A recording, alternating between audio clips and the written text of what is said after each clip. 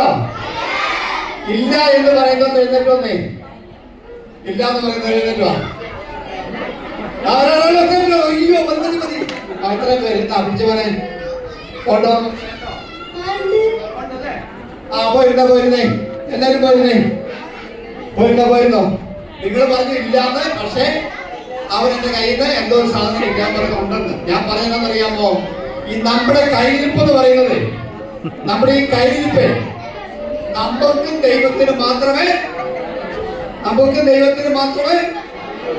എന്തറിയത്തുള്ളൂ. നമ്മുടെ കയ്യിരിപ്പ് അറിയത്തുള്ളൂ. വേറെ ആർക്കും എന്തറിയത്തില്ല. നമ്മുടെ കയ്യിരിപ്പ് എന്താണെന്ന് അറിയത്തില്ല. ഓക്കെ, ഏതായാലും നല്ലൊരു BBS പങ്കെടുക്കാൻ ദൈവം നമുക്ക് കൃപ തന്നു. ഒറ്റ വാക്കിൽ നേതൃത്വം കൊടുത്ത തിമോത്തി ഇൻസ്റ്റിറ്റ്യൂട്ടിലെ പ്രിയമുള്ളവർക്ക് നന്ദി പറയുന്നു. എൻ്റെ വാക്കില് അവർ വളരെ ആത്മാർത്ഥമായി ഇവിടെ കടന്നു വന്നു. കുടുംബമായിട്ട് കടന്നു വന്ന പ്രിയ നിവാസിനെ ഓർക്കുന്നു, മറ്റേ കുടുംബങ്ങളെ ഓർക്കുന്നു, ടീച്ചേഴ്സും എല്ലാവരും വളരെ അധ്വാനിച്ചു. എല്ലാവർക്കും എൻ്റെ ആശംസകൾ അറിയിക്കുന്നു. വന്ന കുഞ്ഞുങ്ങൾക്കും എൻ്റെ ആശംസ അറിയിക്കുന്നു. എനിക്ക് വളരെ സന്തോഷം തോന്നി. ഞാൻ കിംസിലാണ് ക്ലാസ് എടുത്തത്.